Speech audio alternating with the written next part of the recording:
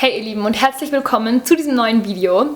Heute wollen wir uns mal der Sache widmen, dass Dinge auf Social Media, vor allem mit Hund, so schön aussehen und ich möchte da ein bisschen aufräumen und vielleicht ein bisschen aufklären, wie die Dinge auch oft wirklich sind. Also bleibt unbedingt dran und viel Spaß bei diesem Video.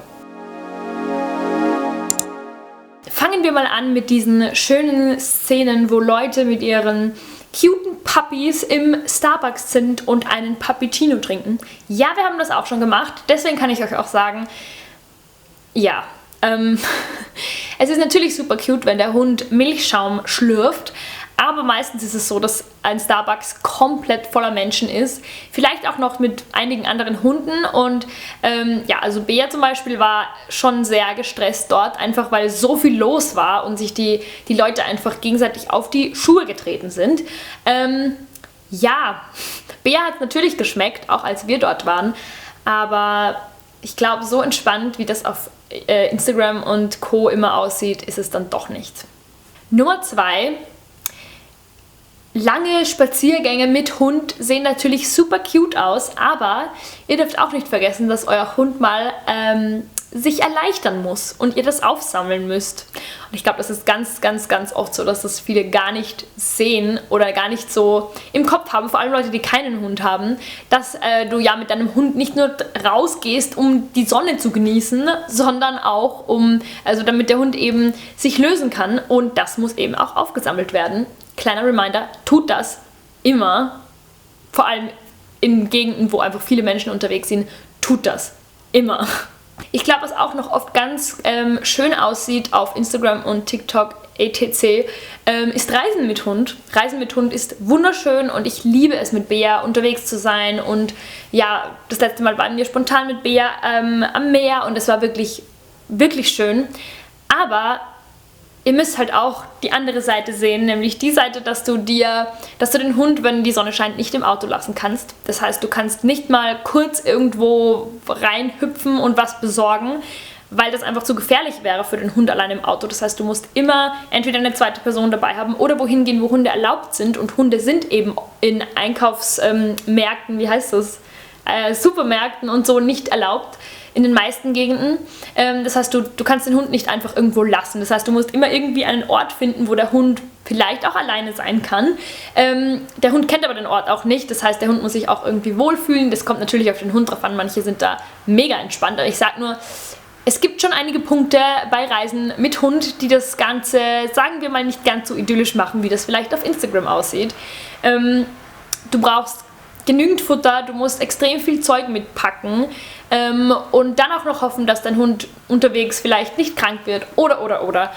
Also Reisen mit Hund ist wunderschön, aber es ist auch so an ganz vielen Orten, zum Beispiel wir waren damals am Meer und an ganz vielen Orten sind Hunde einfach auch gar nicht erlaubt, im Wasser zum Beispiel, das heißt, du darfst mit ihnen gar nicht schwimmen gehen.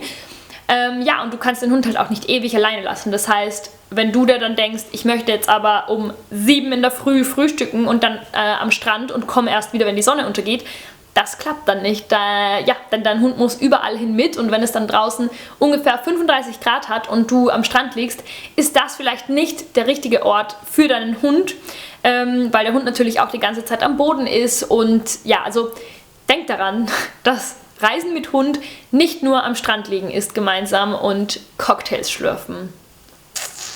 Und auch let me de-influence you, was die Hundeerziehung betrifft. Ich würde mal sagen, man zeigt auf Instagram und auf Social Media halt nur das, was gut läuft. Und das, was nicht so gut läuft, schafft man oft auch gar nicht zu filmen. Also wenn ich jetzt unterwegs bin mit Bea und wir haben eine Hundebegegnung, die aus meiner Sicht einfach katastrophal ist, weil Bea einfach komplett hinstartet und die beiden auf der Straße sich irgendwie zerfetzen, dann habe ich gerade in diesem Moment nicht die Nerven, meine Kamera zu zücken und das zu filmen und zu zeigen, hey, so kann es auch aussehen, sondern das mache ich halt meistens, wenn Bea super entspannt an alleine geht, freue mich dann drüber und denke mir, das könnte ich doch festhalten und herzeigen, so. Also Bea ist super brav und ich würde mal sagen auch ganz gut erzogen, aber es ist auch nicht immer so. Und wir haben ganz oft auch Situationen, wo wir das Gefühl haben, dass wir mit Bea bei der Erziehung einfach von vorne anfangen müssen. Oder sie hat oft schlechte Tage, wo sie einfach überhaupt nicht gut an allein geht. Ja, und natürlich werde ich das dann nicht hoch in die Kamera halten, weil ja, ich dann auch nicht in der Stimmung bin, das herzuzeigen. Und ich glaube, so geht es ganz vielen Dogfluencern oder was auch immer. Sowas zeigt man einfach nicht so gern, nicht so gern her. In der Situation ist es einfach für einen selber, glaube ich, nicht so nahe, dann das Handy zu zücken und das dann zu filmen, weil ich mir denke, ja, Bea hat offensichtlich einen schlechten Tag, dann muss ich sie nicht filmen dabei und das ins Internet stellen, wenn sie offensichtlich auch keinen guten Tag hat. Das würde ich ja auch nicht wollen. Also, ja. Aber merkt euch das, es ist nicht alles so easy peasy mit Hund, wie das auf Social Media aussieht. Ein anderer Punkt, um euch zu de-influenzen. Ich habe gerade selber wieder so unsere Story-Highlights durchgesehen und gesehen, dass ich da mal gepostet habe, bester Buddy, so wenn man krank ist. Ja, das ist super cool. Ich liege super, super gern, wenn ich krank bin mit Bea im Bett. Das ist einfach angenehm, jemanden die ganze Zeit bei sich zu haben und nicht die ganze Zeit Sorge, dass man das andere Lebewesen anstecken kann. Also das ist super angenehm, aber es ist halt trotzdem auch so, dass wenn ich zum Beispiel alleine bin und mir geht's nicht gut, muss ich trotzdem mit Bea rausgehen. Und da kann es mir noch so dreckig gehen. Bea muss nun mal raus und das kann ich auch einfach nicht aufschieben, nicht verschieben und wenn ich alleine bin, auch niemandem anderen auftragen. Also denkt auch an solche Situationen, weil wenn die Sonne jetzt gerade draußen scheint und wir haben perfektes Frühlingswetter, naja, natürlich springe ich auf und drehe mit Bea eine Runde, aber abends vor allem, wenn ja, ihr K.O. seid, wenn ihr einfach müde seid, nur schlafen wollt, Kopfweh habt, was auch immer, auch dann muss euer Hund raus und das ist am Morgen genau dasselbe.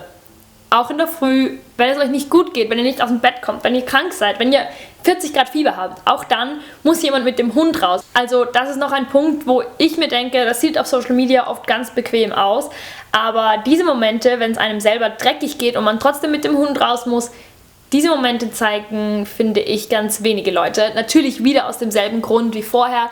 Wenn es mir jetzt schlecht geht und ich Fieber habe, dann hole ich nicht das Handy raus und schreibe, ich habe keine Lust mit Bea rauszugehen.